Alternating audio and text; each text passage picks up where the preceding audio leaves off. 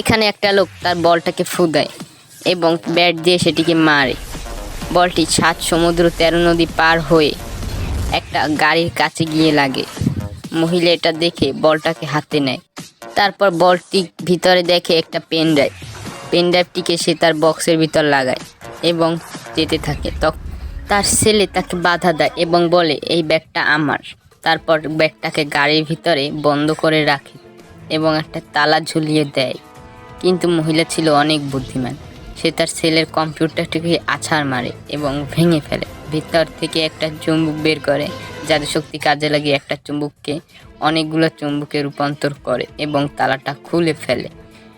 এরপর মহিলা ওই ব্যাগটাকে হাতে নেয় এবং দৌড় দেয়।